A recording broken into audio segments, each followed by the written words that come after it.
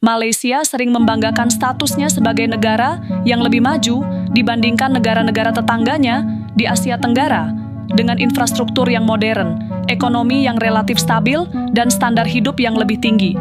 Banyak warga Malaysia merasa bahwa mereka berada di atas negara-negara seperti Indonesia dan Bangladesh.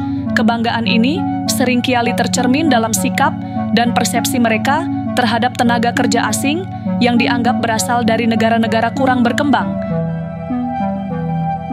Ini negara-negara miskin. Kita negara kaya. Anak muda kita tak merempat seperti Indonesia. Kami datang kemari meminta maaf kepada negara Republik Indonesia dan kepada kami driver Gojek Indonesia. Kami kalau memang masalah ongkos yang dibilang dia orang kaya untuk silaturahmi ke negara Indonesia aja tidak bisa, kami telah mengumpulkan koin. Dan apabila koin ini masih kurang, kami siap menggelarkan aksi ngejrek seluruh Indonesia untuk Samsul Baril Ismail. Dijelek-jelekin saya juga diam. Dicela, direndah-rendahkan saya juga diam. Saya mengajak kepada kita semuanya untuk berani dan melawan. Karena sekarang tidak hanya di media sosial, tetapi dari pintu ke pintu sudah mulai merusak dan ingin memecah belah negara ini. Di Malaysia, pekerjaan di sektor-sektor seperti konstruksi perkebunan dan manufaktur seringki dipandang sebelah mata oleh warga lokal. Mereka cenderung enggan bekerja di bidang ini karena merasa pekerjaan tersebut tidak sesuai dengan standar hidup. Mereka banyak yang lebih memilih bekerja di sektor yang lebih nyaman, seperti perkantoran bisnis atau industri berbasis teknologi yang dianggap lebih prestisius. Nama saya Ashifah dan saya berumur 25 tahun dan hari ini saya ingin mewakili orang-orang muda yang di Malaysia yang sedang sengsara dengan gaji minima. Rakan-rakan, rasa cukup ke 1,500 untuk bayar sewa, bayar bil utility, bayar makan minum dan nak kasih berapa sedikit. 1,500 adalah gaji yang tidak bermaruah.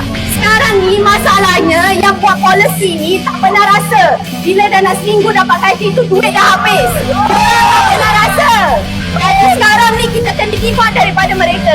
Demand daripada MP-MP kita yang di parlimen dan 1,500 ini gaji yang tidak bermaruah.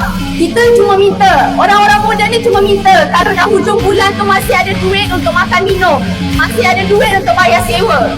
Itu saja yang kami minta. Isu yang kedua, isu paid internships. Siapa yang kat sini masih intern dulu? Tak pernah dibayar.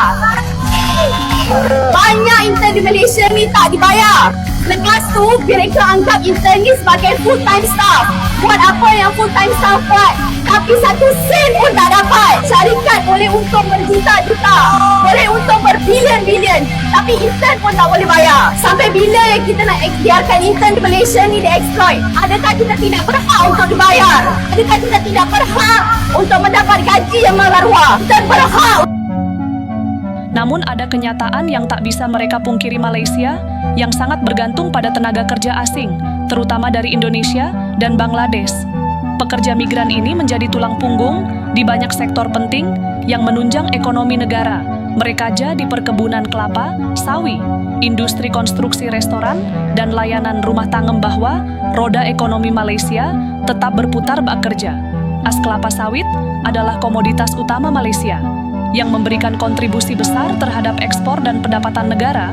Namun, pekerjaan di perkebunan seringkali dianggap berat dan tidak menarik baginya, sehingga perusahaan harus merekrut pekerja dari luar negeri. Industri konstruksi juga menghadapi permasalahan serupa proyek pembangunan yang semakin pesat, baik itu gedung pencakar langit, jalan raya, maupun fasilitas umum lainnya, tidak mungkin berjalan tanpa tenaga kerja asing. Sayangnya, meskipun keberadaan mereka sangat penting, malu besarnya rakyat Malaysia, ya, yang sekarang ini kita ni dijadi bahan ketawa oleh jiran kita, Indonesia yang dulu kita pandang remeh, kita pandang rendah. sebagai negara pembekal buruh kasar, pembantu rumah, masyarakat yang kurang maju, kitalah yang paling maju di kalangan rumpun Melayu dan sebagainya. Tetapi sekarang ini kita malu. Pekerja migran ini seringkali menghadapi diskriminasi dan perlakuan yang kurang adil.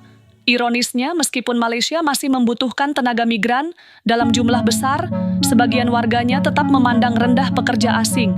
Ini mereka dianggap sebagai buruh kasar yang hanya datang untuk mencari nafkah, tanpa menyadari bahwa tanpa keadaan M, banyak industri di Malaysia bisa lumpuh perlakuan yang kurang manusiawi.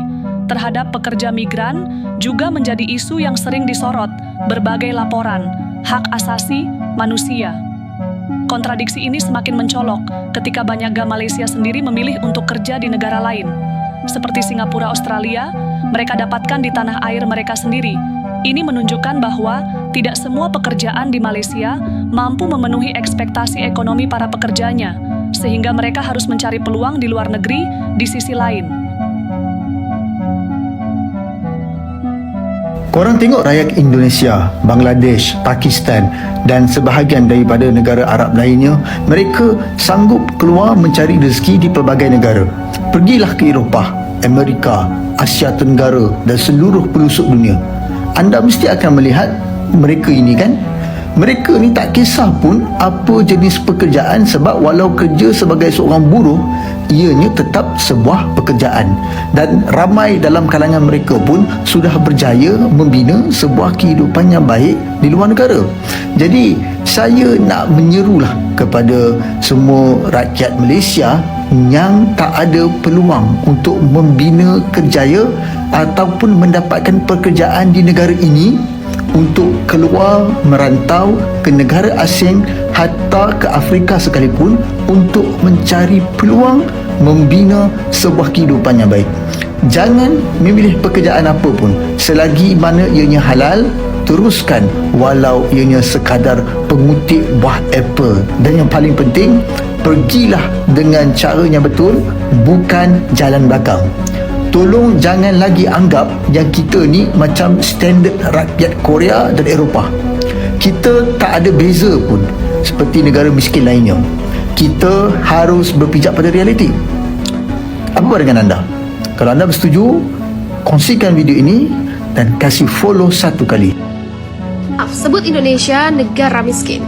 CEO Big Blue Taksi Malaysia Datuk Syamsu Bahrin Ismail akhirnya menyatakan permintaan maaf atas ucapannya yang dinilai telah menghina Indonesia. Ismail menyebut Indonesia sebagai negara miskin. Itulah sebabnya ia menolak perusahaan startup asal Indonesia, Gojek, masuk Malaysia. Menurutnya Gojek hanya cocok untuk negara miskin seperti Indonesia. Dikutip dari Malay Mail, dalam konferensi persnya, Ismail menyatakan Indonesia selalu ada dalam hatinya. Ismail mengaku pernyataannya dibuat setelah membaca berita tentang kondisi ekonomi Indonesia. Ismail menambahkan dirinya mendapat banyak protes setelah mengeluarkan pernyataan tersebut, baik melalui media sosial maupun layanan pesan singkat WhatsApp. Ia pun mengaku menerima protes langsung dari orang Indonesia. Ismail berharap pernyataannya tidak mengganggu hubungan baik antara Indonesia dan Malaysia. Ia pun meminta agar tidak ada aksi demonstrasi terkait pernyataannya tersebut.